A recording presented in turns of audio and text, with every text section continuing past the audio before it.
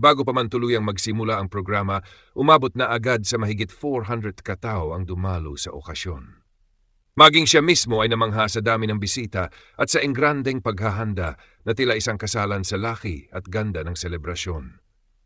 Pinuri rin niya ang Team Kalingap, partikular sina Kuya Val at Kalingap Rab, dahil sa kanilang patuloy na suporta kay BBVNZ. Itinuring niya itong malinaw na patunay ng epekto ng charity style ng pagbablog ng grupo na nagbubunga ng maraming pagpapala at pagbibigay inspirasyon sa iba. Isa si BBVNZ sa mga naging pangunahing benepisyaryo ng kanilang mga proyekto at ngayon ay pinagdiriwang na ang isa sa pinakamahalagang yugto ng kanyang buhay, ang debate. Kasabay nito, taos-pusong nagpasalamat si Jason sa mga sponsors na tumulong upang maging posible ang engrandeng handaan. Anya, hindi biro ang gastos sa ganitong klase ng okasyon at malaking tulong ang naibigay ng mga taong nagbigay suporta. Binanggit din niya ang photo booth at iba pang handang sorpresa para sa mga bisita na nagpatingkad pa sa engrandeng pagdiriwang. Bukod dito, binigyang diin niya ang saya hindi lamang ni BBVNZ kundi pati na rin ng kanyang pamilya, mga kaibigan at kapwa Kalingap Angels. Inaasahan pa ang mas marami pang kasiyahan at programa sa pagpapatuloy ng selebrasyon. Sa huli, ipinaabot ni Jason ang kanyang pagbati at papuri, sabay banggit ng inaabangang premiere ng Kalingap Rap na may kaugnayan din sa nasabing debut celebration. Tinapos niya ang kanyang salaysay sa pasasalamat sa lahat ng dumalo at sa pagbati ng God bless us all. Ang pagbati ang ibinahagi ng tagapagsalita sa lahat ng manood na sinimula ng usapan tungkol sa malaking kaganapan at tagumpay ng sikat na personalidad na si Beyonce. Isa sa mga pangunahing paksa ang kinita ni Beyonce at kung sino ang maaring kahati niya rito. Gayun din, binigyang diin na bago magbigay ng sariling opinyon, ay mahalagang tapusin muna ang buong video upang maiwasan ang maling interpretasyon. Binigyang pugay din ang suporta ng mga manonood kay Kuya Val at Kalingap Rab, partikular sa kanilang mga gawaing pangkawanggawa. Pinayuhan ng mga taga-suporta na mas mainam na tutukan ang charity vlogs kaysa lamang sa Love Team contents dahil sa malaking tulong na naibabahagi ng mga ito sa mga nangangailangan. Muling ibinalik ang usapan sa naging engrandeng 18th birthday celebration ni Beyonce na dinagsa ng maraming tao. Ipinakita dito kung gaano kasikat at kaabangan si Beyonce, lalo na't nagdudulot siya ng kasiyahan at aliw sa mga manonood. Ang kanyang kasikatan ay nagpapatunay ng malaking suporta mula sa komunidad, partikular ng mga EDC supporters na patuloy na sumusubaybay sa kanya. Naging sentro rin ng diskusyon ang posibilidad ng kasalan sa pagitan ni Beyonce at Papa Eds. Ayon sa salaysay, personal nang kinausap ni Kuya Val ang mga magulang ni Beyonce hinggil sa usaping ito. Bagaman nais muna ng pamilya na makatapos ng pag-aaral si Beyonce, nakikita nilang bukas sila sa ideya ng pag-aasawa kung ito ay desisyon mismo ni Beyonce. May mga hinalang tila tinutulak na siya sa maagang pag-aasawa dahil sa tagumpay at maagang pagyaman, ngunit pinaniniwala ang marami pang oportunidad at biyayang darating sa kanya.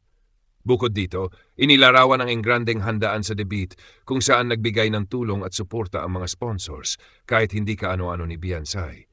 Dahil dito, siya ay lubos na naantig at naiyak, hindi makapaniwala sa engrandeng okasyon na naihanda para sa kanya.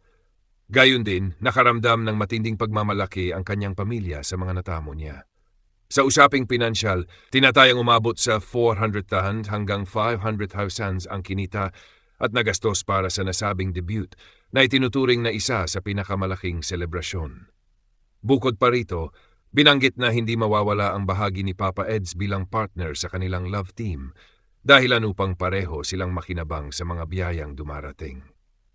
Sa kabuuan, ipinakita ng salaysay na si Beyonce ay hindi lamang matagumpay bilang isang sikat na personalidad, kundi isa ring inspirasyon sa kanyang kasipagan, kabutihan at patuloy na suporta ng kanyang pamilya at mga taga-suporta. Bago pa man tuluyang magsimula ang programa, umabot na agad sa mahigit 400 katao ang dumalo sa okasyon. Maging siya mismo ay namangha sa dami ng bisita at sa engrandeng paghahanda na tila isang kasalan sa laki at ganda ng selebrasyon. Pinuri rin niya ang Team Kalingap, partikular sina Kuya Val at Kalingap Rab, dahil sa kanilang patuloy na suporta kay BBVNZ. Itinuring niya itong malinaw na patunay ng epekto ng charity style ng pagbablog ng grupo na nagbubunga ng maraming pagpapala at pagbibigay inspirasyon sa iba. Isa si Bibi Vianzi sa mga naging pangunahing benepisyaryo ng kanilang mga proyekto at ngayon ay pinagdiriwang na ang isa sa pinakamahalagang yugto ng kanyang buhay, ang debate. Kasabay nito, taos-pusong nagpasalamat si Jason sa mga sponsors na tumulong upang maging posible ang engrandeng handaan. Anya, hindi biro ang gastos sa ganitong klase ng okasyon at malaking tulong ang naibigay ng mga taong nagbigay suporta. Binanggit din niya ang photo booth at iba pang handang sorpresa para sa mga bisita na nagpatingkad pa sa engrandeng pagdiriwang. Bukod dito, binigyang diin niya ang saya hindi lamang ni Bibi Vianzi, kundi pati na rin ng kanyang pamilya, mga kaibigan at kapwa Kalingap Angels. Inaasahan pa ang mas marami pang kasiyahan at programa sa pagpapatuloy ng selebrasyon. Sa huli, ipinaabot ni Jason ang kanyang pagbati at papuri, sabay banggit ng inaabangang premiere ng Kalingap Rap na may kaugnayan din sa nasabing debut celebration.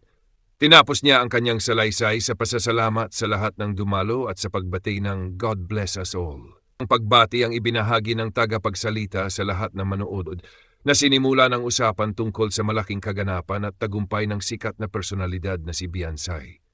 Isa sa mga pangunahing paksa ang kinita ni Viansay at kung sino ang maaring kahati niya rito. Gayun din, binigyang diin na bago magbigay ng sariling opinyon, ay mahalagang tapusin muna ang buong video upang maiwasan ang maling interpretasyon. Binigyang pugay din ang suporta ng mga manonood kay Kuya Val at Kalingap Rab, partikular sa kanilang mga gawaing pangkawanggawa. Pinayuhan ang mga taga-suporta na mas mainam na tutukan ang charity vlogs kaysa lamang sa Love Team contents dahil sa malaking tulong na naibabahagi ng mga ito sa mga nangangailangan. Muling ibinalik ang usapan sa naging engrandeng 18th birthday celebration ni Viansay na dinagsa ng maraming tao. Ipinakita dito kung gaano kasikat at kaabangan si Viansay lalo na't nagdudulot siya ng kasiyahan at aliw sa mga manonood. Ang kanyang kasikatan ay nagpapatunay ng malaking suporta mula sa komunidad, partikular ng mga EDC supporters na patuloy na sumusubaybay sa kanya. Naging sentro rin ng diskusyon ang posibilidad ng kasalan sa pagitan ni Viansay at Papa Eds. Ayon sa salaysay, personal nang kinausap ni Kuya Val ang mga magulang ni Viansay hinggil sa usaping ito. Bagaman nais muna ng pamilya na makatapos ng pag-aaral si Viansay, nakikita nilang bukas sila sa ideya ng pag-aasawa kung ito ay desisyon mismo ni Viansay.